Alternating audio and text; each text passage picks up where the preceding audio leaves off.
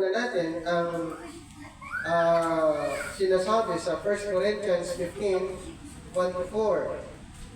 1 Corinthians chapter 15, verses 1-4.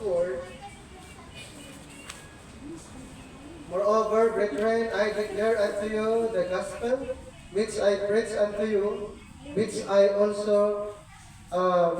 also ye have received, and wherein ye stand, by which also ye are saved, if ye keep in memory what I preach unto you, unless ye have believed in vain. For I delivered unto you first of all that which I also received, how that Christ died for our sins according to the Scriptures. So dito po sa binabasa natin, ang kaligtasan po ay makamtan ng isang tao kung paniniwalaan ang ginawa ni Kristo mismo sa cross. So, alamin natin ang kaligtasan sa panahon noon. Ang kaligtasan sa panahon noon ay sa pamagitan ng paniniwala at may kaakibat na gawa. Ibig sabihin po, maliligtas ang mga tao sa panahon noon, pero kailangan nilang sundin yung ni-required na kautusan. So mayroon pong requirements na dapat nilang gagawin at yung tao ay maligtas kung masunod nila ang requirements under the law of Moses. And then, dito naman sa under the Batnaw, under the grace program, ang salvation ay sa paniniwala po doon sa ginawa ni Kristo. So mayroon pong kaibahan. Ngayon, ano bang ibig sabihin ng salvation by grace? Ano bang ibig sabihin ng salvation by grace? Ayon sa definition, ito po ay sinasabi po na unmerited favor. Okay? Unmerited. Sinasabi na salvation by grace. Grace is God's unearned, deserved favor and love toward humanity. Sa madaling salita po, ang God's grace, ito po ay nakamtan ng karamihan, even though we are not deserved, pero ang Panginoon ay nag-perform at ang lahat ng naniniwala ay maka-experience po sa grace ng Panginoon. God's unearned, undeserved favor and love toward humanity. It's not something people can earn through good works. Sa madaling salita, ang grace ng Panginoon ay nasumpungan o nakamtan ng isang tao kung siya'y naniniwala sa ginawa ng ating Panginoon.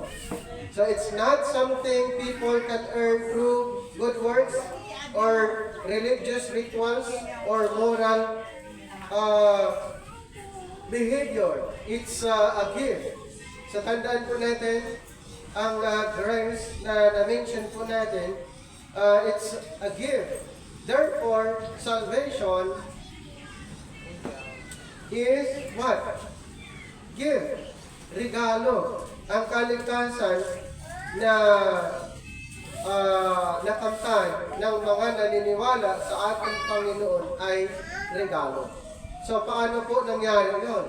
Nung tayo'y naniwala sa ginawa ng ating Panginoon sa cross, doon po tayo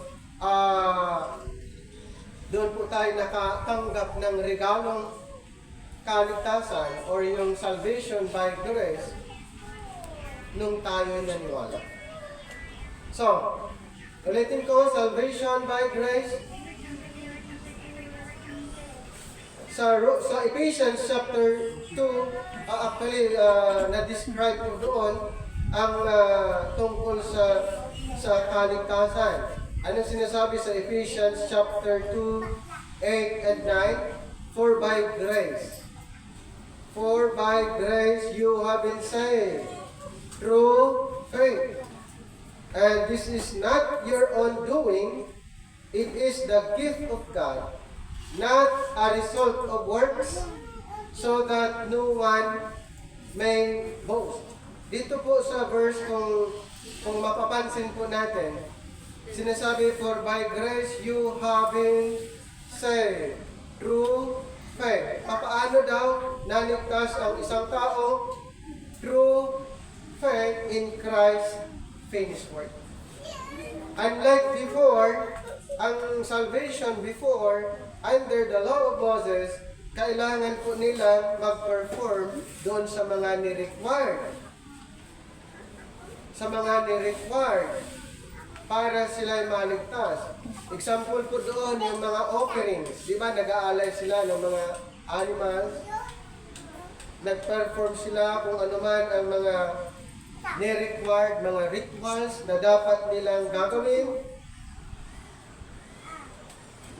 Sa ngayon po, mismo ang Panginoon ang nag-perform.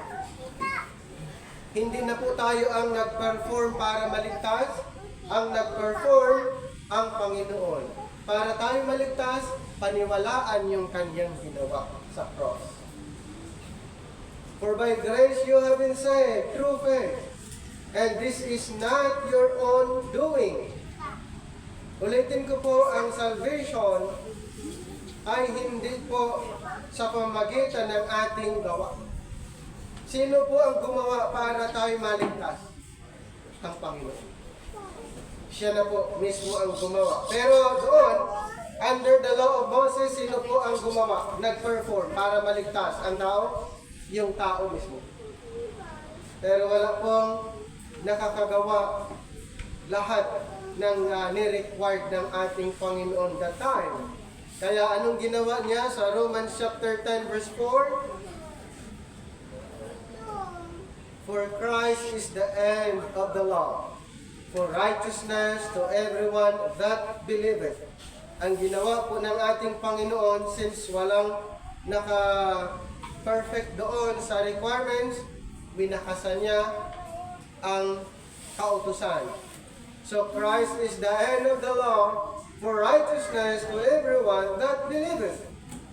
Ngayon, ang righteousness ay makakamtan ng isang tao kung naniniwala doon mismo sa finished work ng ating Panginoon. Hindi sa pamamagitan ng kautusan. So, ano ba yung grace talaga? Ito po ay tinatawag na undeserved gift. Undeserved gift. Humans are inherently sinful and cannot earn salvation. So, mismo ang Panginoon na ang gumawa. Kaya undeserved gift. Humans are inherently sinful and cannot earn salvation. Totoo po yan. Dahil ang tao ay makasalanan, actually hindi tayo deserve doon sa gift na yon, or hindi tayo deserve sa kaligtasan na yon. Bakit? Dahil tayo makasalanan. Pero anong ginawa ng Panginoon? Ibinigay niya. Okay? Ibinigay niya. That's the grace. Next, faith as the means. Faith in Jesus Christ is how one receives this grace. So kailangan po yung faith. Kailangan po yung faith para ma-receive natin yung regalo. Not by works. Not by works. Good deeds are a response to salvation, not a cause of it. So not by works. Tandaan po natin, salvation not based on our own effort. Hindi po enough ang ating kabutihan, kabaitan. Hindi po enough ang ating ginagawa. Pero yung work ni Christ ay enough na po yon para tayo maligtas. Nakuha yung point? Kahit tayo ang pinakamabait sa mundong ibabaw, tayo ay gumagawa ng kabutihan, pero hindi pa rin yung basis na ikaw o ako ay iligtas ng Panginoon. Bakit? Hindi po nakabase sa works ng tao para ang tao ay maligtas, kundi base sa works ng ating Panginoon. Ano ang part natin? Maniwala sa kanyang ginawa. Ito ba ay initiative ng tao? Ito po ay initiative ng Panginoon. Okay? Ito yung tinatawag na God's initiative. Siya po yung nagplano. Siya po yung gumawa. God reaches out to humanity first. Grace always precedes faith. So tandaan po natin yan. Lagi po yan. Dahil ito po ay initiative ng Panginoon, plano ng Panginoon, ang part natin is maniwala. Mayroon siyang plano. Ang Panginoon mayroong plano na kailangan po nating ma-recognize. Dapat po nating malaman kung ano ang plano ng Panginoon. Siya po ang nag-initiate. Plano na po ng Panginoon na ang tao ay iligtas. Okay? Mayroong plano ang Panginoon. Pero ano naman ang part natin? Ang part natin is maniwala. At nung tayo naniniwala, ito po yung resulta, yung gatherings na mayroon tayong fellowship, ito po ay result nung ginawa ng Panginoon. Nakuha nyo? Kaya i-maintain po natin yung ating fellowship dahil ito po ay resulta nung tayo naniwala sa ginawa ng ating Panginoon. Hindi ibig sabihin na tayo ay nagkaroon ng fellowship para tayo iligtas. Hindi po. Hindi po. Ang fellowship na ito ay patunay na tayo ay niligtas ng Panginoon. Kaya balikan natin yung Ephesians 2:8. For by grace you have been saved through faith.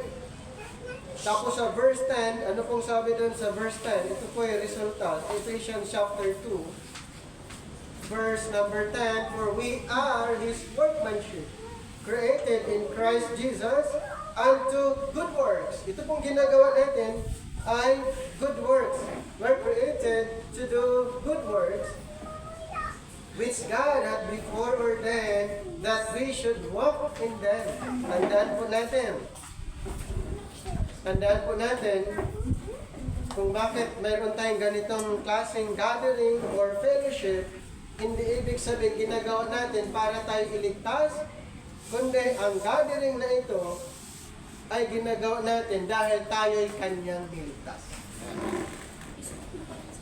Good works. Good works na pag i-maintain po natin hanggang sa rapture, mayroon pong tinatawag na rewarding. So ang fellowship, ang good works na ginagawa natin ay hindi para maligtas, kundi for rewarding na lang.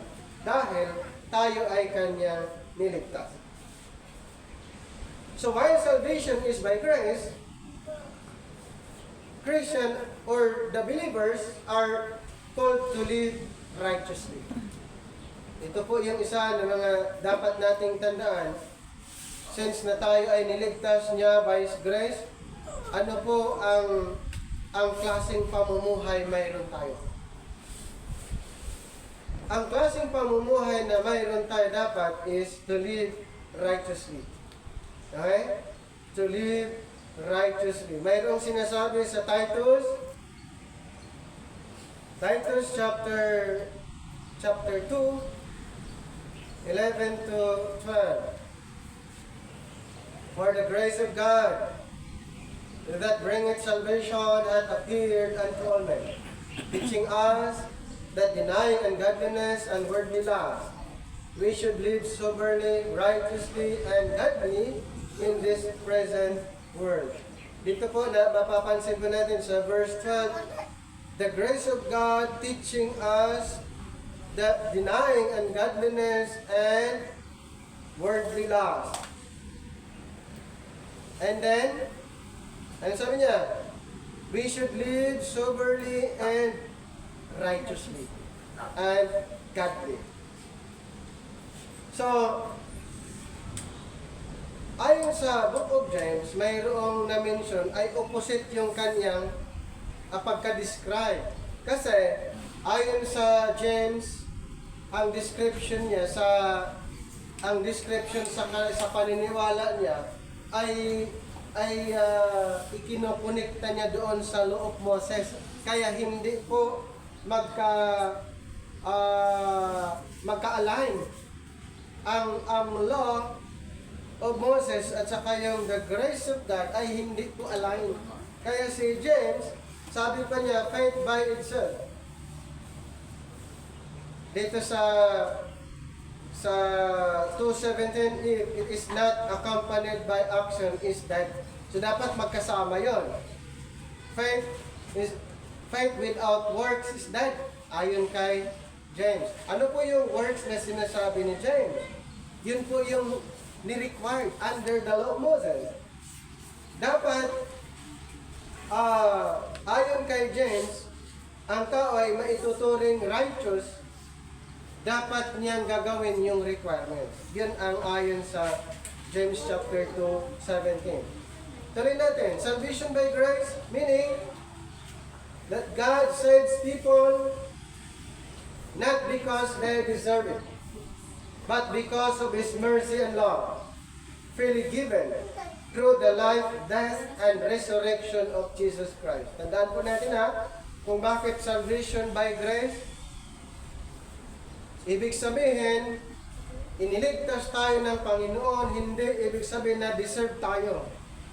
We deserve. But because of His mercy and love, freely given through the life, death, and resurrection of Jesus Christ. So, kaya pala, pag sinasabing salvation by grace, ay totally nakabase doon sa ginawa mismo ng ating Panginoon. Tignan naman natin yung sa kaligtasan under the law. Na-mention po natin, ang salvation under the law ay dapat nilang gagawin, sundin kung ano yung ni-required ayon sa ibinigay ng Panginoon. So, it refers to belief or attempt that a person can be made right with God. Or, may sinasabi din dito, strict obedience to righteous laws or commandments. Lalo na yung law of Moses, strictly dapat talaga na kanilang gagawin, susundin yung requirements na yun. Napakatindi po. So, what is salvation by law? It is the idea that one can earn salvation. Ulitin ko po, para maligtas ang isang tao under the law, dapat mag-perform. Okay? Mag-perform. That is, become righteous before God by perfectly keeping God's law. Ilan yung law? 613. Hindi po 10 commandments lang po. Ang alam natin, 10 commandments, di ba? Sa Bible po, mayroong 613 law na ibinigay ang Panginoon kay Moses para gagawin ng mga Israelites. At ito po'y nahati. Mayroong ceremonial law, civil law, at moral law. So mayroon pong tatlong klase na divide po. So, ano ba yung sa mga seremonyal? Yan po yung mga sacrifices, festivals. At yung sa civil laws, to the ancient Israel, ito po yung regarding doon sa pamamahala po nila. Ngayon, dagdag pa natin, ano ba yung biblical teaching on salvation by law? Actually, ito po ay opposite doon sa God's grace, salvation by grace. Ang teaching ng kautusan ay contrary doon sa teaching under the grace of God. So, reject salvation by law as a viable path to righteousness. Mayroong na-mention sa Romans chapter 3:20 Ano ba ang magiging resulta? Ano ba ang maipapakita ng kautusan? May na-mention sa Romans chapter 3 verse 20, for by works of the law no human being will be justified in his sight. Ulitin ko po, for by works of the law no human being will be justified. Anong point doon? Na sa pamamagitan ng kautusan, wala pong napawalang sala. Pero ano po naging resulta? The law comes knowledge of sin. Ipinapakilala lang ng kautusan na ang tao ay makasalanan. Ibig sabihin, ang kautusan, ito'y ginagamit, patunayan na ang tao ay nagkamali. Kaya, ganun po yung batas. The law of Moses, ang kautusan ni Moses, hindi ito ginagamit, patunayan na ang tao ay ligtas, kundi ang law of Moses ginagamit para patunayan na ang tao ay nagkamali. Ibang klase po, ipinapamukha ng tao na siya'y makasalanan. Yan po ang kautusan. For by works of the law, no human being will be justified in his sight, since through the law comes knowledge of sin. The law reveals God's standards. Yan po yung batas. Ano ba yung standard ng Panginoon? Ang standard ng Panginoon yung kanyang righteousness. Ang batas, yung kautusan na ibinigay ng Panginoon kay Moses, ito po pala yung standard ng Panginoon. Ngayon, since na ang law of Moses ay God's standard of righteousness, ibig sabihin, kailangan gagawin ng tao yung 613. Ang tanong, mayroon bang taong nakagawa para kapantay niya ang Panginoon? Wala po. Kaya nga tinapos niya doon sa Romans 10:4, Christ is the end of the law for righteousness to everyone who believeth. Kaya, ang mga believers ngayon ay ginawa na lang niyang righteous. That's a gift. Regalo. Aside from salvation, na ang salvation ay gift, ang righteousness din naman ay gift. Pero noon, pinaghirapan ng mga tao noon. Ang righteousness under the Old Testament law ay pinaghihirapan ng tao. Pero ngayon po, hindi. Bakit? Si Kristo yung naghirap. Para ang tao na naniniwala sa ginawa ni Kristo, siya ay ituturing righteous, pero ang naghihirap hindi tayo. Sino ang naghihirap para tayo maging righteous? Panginoon mismo. Pero noon, hindi ganon. Kaya, alam niyo po, ang salvation ngayon, kung titignan natin, ay ginawang madali ng Panginoon, na dati ay mahirap. Pero bakit maraming ayaw? Nako niyo, ang kaligtasan ngayon ay ginawa ng Panginoon na napakadali. Hindi na tayo maghihirap dahil siya na yung naghihirap, pero maraming tao na ayaw. Nako niyo, bakit kaya? Siguro na dahil wala silang ginawa, gusto nilang mag-perform. Insulto po yan sa ginawa ng Panginoon. Kaya nga nasabi doon sa binasa natin kanina, sa 1 Corinthians 15:1-4, moreover, brethren, I declare unto you the gospel which I preach unto you, which also ye have received, and wherein ye stand, by which also ye are saved. If ye keep in memory what I preach unto you, unless ye have believed in vain. For I delivered unto you first of all that which I also received, how that Christ died for our sins, according to the Scriptures, and that He was buried, and that He rose again the third day, according to the Scriptures. Malinaw po mga kapatid. Isa palang purpose ng si Kristo'y namatay, ano po? Para iligtas ang tao.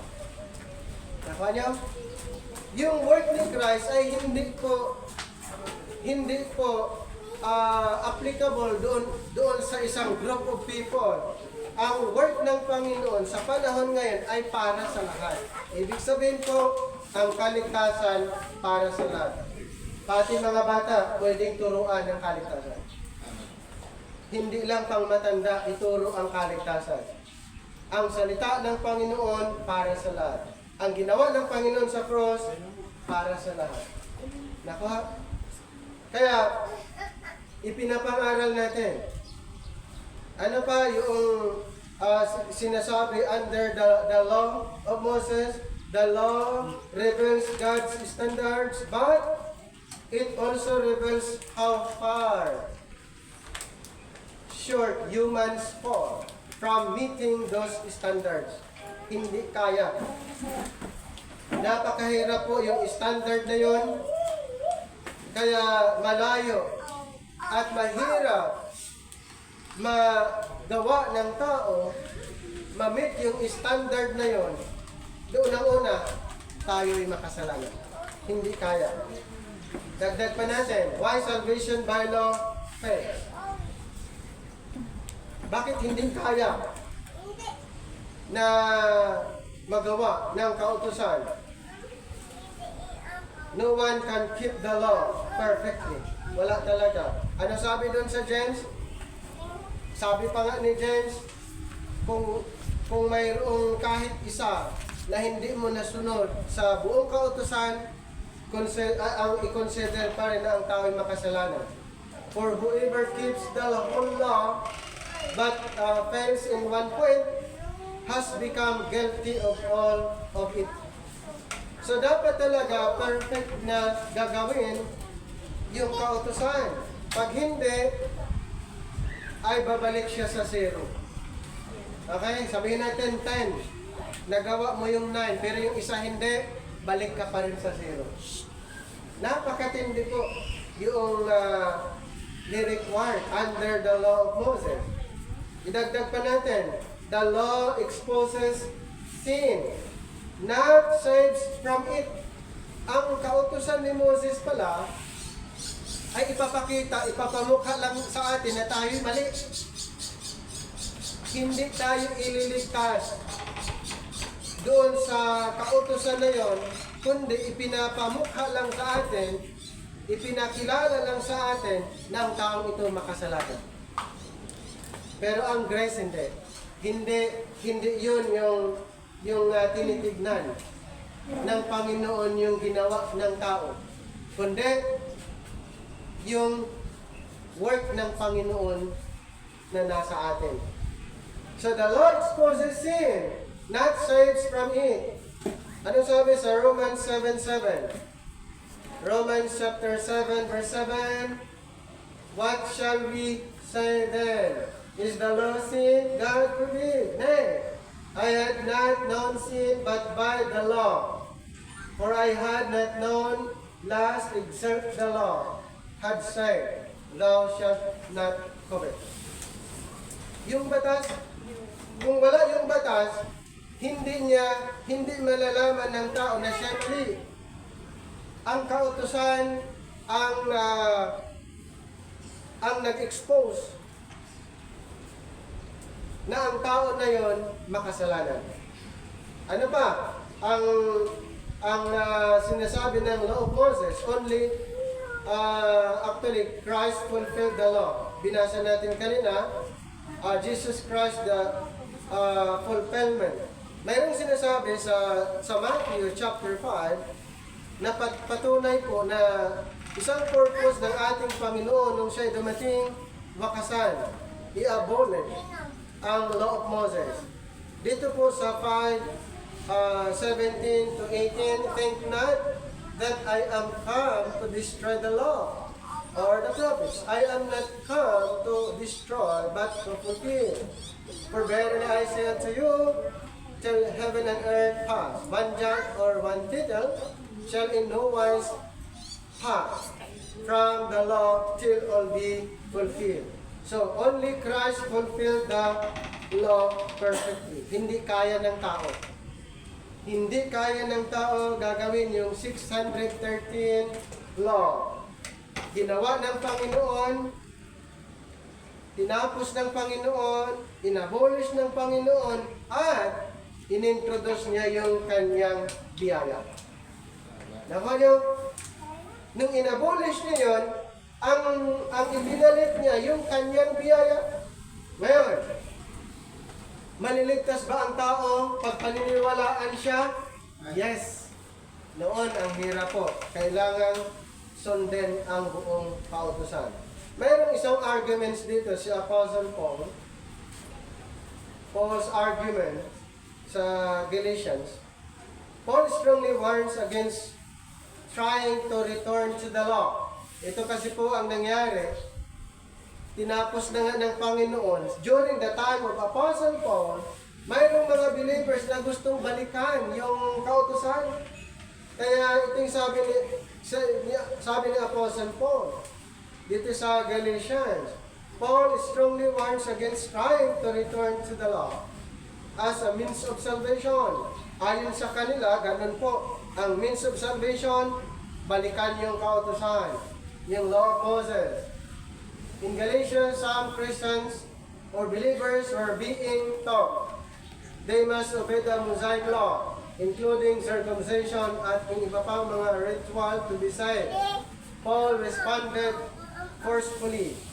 Anong sabi niya sa chapter 2:16?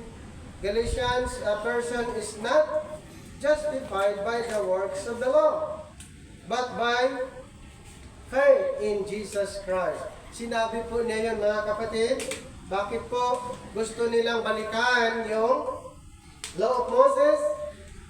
Pero ang sabi ni Apostle Paul, a person is not justified by the works of the law. Wala pong na-justify, wala pong napawalang sala, but by faith in Christ Jesus. Ang ganda po na yung plano ng Panginoon, kaya pala isa sa purpose nung siya'y namatay, gagawin niyang simple ang mensahe para maligtas ang tao. Pero doon sa ginawa ni Kristo, karamihan, hindi po nila pinaniniwalaan. Sa ginawa ng Panginoon, karamihan, hindi po nila sinusundan. Karamihan, ini-ignore lang po. Pero ito po ay napakahalaga. Dahil sa kautusan, wala pong napawalang sala. Anong sabi sa Galatians 5:4? You who are trying to be justified by the law have been alienated from Christ. You have fallen away from grace. Mayroong mga nagsasabi na para sa kanila, sila'y na-justified by the law of Moses. Pero ano pong nangyari? Sila po ay fallen from grace. Wala pong na-justify. Kung babasahin natin, sa Romans chapter 2, verse 13, Romans chapter 2, verse 13, for not the hearers of the law are just before God, but the doers of the law shall be justified. Then, idagdag natin in Galatians chapter 3, verse 10. For as many as are of the works of the law are under the curse. For it is written, cursed is everyone that continueth not in all things which are written in the book of the law, to do them. Hindi naman lahat sinusunod, pinipili lang, di ba? So ayon dito sa binasa natin, sila pa rin ay ilalim ng sumpa. Pinipili lang kung anong gusto nila, pero under the law of Moses, dapat lahat po from number 1 to the last number dapat gagawin lahat. Pero kung pinipili lang, anong sabi sa binasa natin, siya pa rin ay under curse. So, who you are, or you who are trying to be justified by the law, have been alienated from Christ, you have fallen away from grace. Next, ano ba yung purpose ng kautusan? Ano ba yung purpose ng law of Moses? Ang una po, to reveal God's holiness. Pangalawa, to show humans their sinfulness. Pangatlo, to point people to their need for a Savior. Yan po yung purpose ng Law of Moses. In Galatians chapter 3:24, so the law was our guardian or schoolmaster until Christ came, that we might be justified by faith. So kung i-summarize natin ang law and grace, ito po, salvation by law and salvation by grace. Ito po yung under salvation by law, based on human effort. Para maligtas ang tao under the law, kailangan niyang gagawin ang requirements. Salvation by grace, based on God's gift. Nakita niyo ang pagkakaiba? Under the law, based on human effort. Under grace, based on God's gift. Salvation by law requires perfect obedience. Salvation by grace requires faith in Jesus Christ. Ang layo, no? Ang layo ng pagkakaiba. Salvation by law leads to condemnation because of sin. Leads to condemnation of law. Salvation by grace leads to justification, eternal life. Salvation by law, law reveals sin. Salvation by grace, grace forgives sin. Anong mas madali? Dito sa pinag-usapan natin, law and grace salvation issue. Mas madali yung grace kumpara doon sa law. Nakuha niyo? Kasi ang Panginoon yung naghirap, hindi tayo. Ang Panginoon na mismong gumawa ng kahirapan para ang tao ay hindi na maghirap. Kung pag-uusapan ang kaligtasan, ginawa na niya. Kaya ang part natin, maniwala. Ngayon, in believing the finished work of Christ, ano yung maging epekto? In believing doon sa ginawa ni Kristo sa cross, ano ang magiging epekto? Isa dito yung redemption by grace. Di ba tayo makasalanan? Pero doon sa ginawa ni Kristo sa cross, tayo ay kanyang tinubos. Basahin natin yung Galatians 3:13. 3:13. Christ hath redeemed us from the curse of the law, being made a curse for us. For it is written, curse is everyone that hangeth on a tree. Tandaan po natin mga kapatid, ang effect nung ginawa ni Kristo sa cross, kung paniniwalaan natin yon, yung free ang redemption. Bakit free ang redemption? Di ba noon para ma-redeem ang tao, magkatay sila? Yung animal sacrifices, may bayad, hindi libre yon. Kasi kailangan ng animal sacrifices para sila'y matubos. Pero ngayon po, ang redemption ay free. Ginawa na ng Panginoon. Tapos na. Ano pa? Ito pang good news. Kung paniniwalaan natin ang ginawa ni Kristo sa cross, isa pang epekto, salvation by grace. Di ba? Kung paniniwalaan natin yung ginawa niya, ang kaligtasan ay regalo na. Okay? Basahin natin ulit yung Ephesians 2. 8 and 9, for by grace are ye saved through faith, and that not of yourselves, it is the gift of God, not of works, lest any man should boast. Yun po yung epekto nung tayo naniniwala sa ginawa ni Kristo mismo sa cross. Redemption, free, redemption by grace, salvation by grace. Ano pa? In Ephesians 1:13, aside from salvation by grace, ang silyo ay by grace din. Di ba may lahat ng believers ay tinatakan ng Espiritu Santo? Anong sabi sa Ephesians 1:13?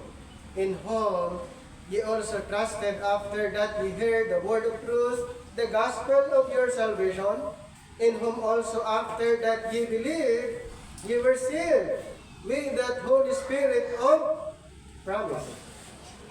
Ang silyo po ay by grace.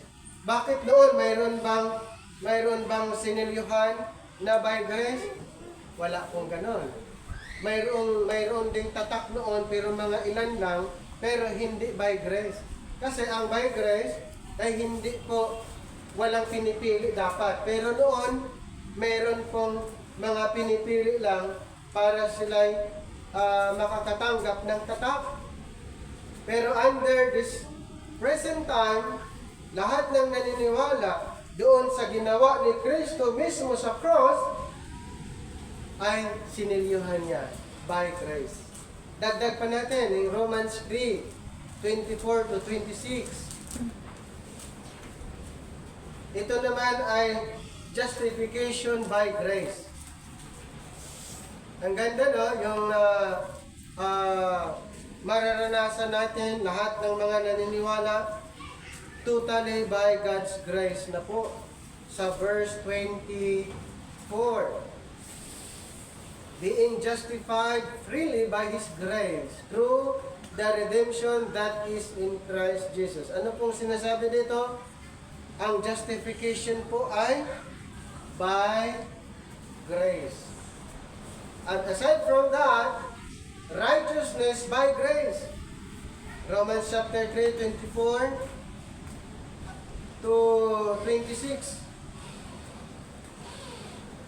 Whom God had set forth to be a propitiation through faith in His blood to declare His righteousness. Righteousness, ang tao ay naging ginawang righteous, diniklarang righteous by God's grace. Ano pa? Remission of sins by grace. Verse 24 to 26. Being justified freely by His grace through the redemption that is in Christ Jesus, whom God hath set forth to be a propitiation through faith in His blood to declare His righteousness for the remission of sins. Remission of sins by grace. Kaya kailangan po malinaw sa atin, mga kapatid, yung work ng Panginoon mismo sa cross. Ang dami pong epekto para sa atin kung paniniwalaan yung kanyang ginawa sa cross. Isa pa lang doon, yung kaligtasan at na-mention natin, salvation by grace, saved by the Spirit by grace, justification by grace, righteousness, God's righteousness by grace, remission of sins by God's grace. Sana po mga kapatid, naunawaan po natin ang issue tungkol sa kaligtasan. Kung yan ba ay ayon sa kautusan ni Moses o ang kaligtasan ayon sa biyaya ng ating Panginoon. Manalangin po tayo. Panginoon, maraming salamat sa pagkakataon na aming pinag-aaralan ang inyong banal na salita. Sana po ang mga bagay na ito ay mananatili sa aming puso at isipan. Maraming salamat sa pagkakataon na inyo pong pinagkaloob sa amin. Maraming salamat po. At sa iyo namin pinagkakatiwala ang lahat sa pamamagitan ng aming Panginoon. Amen. God bless po.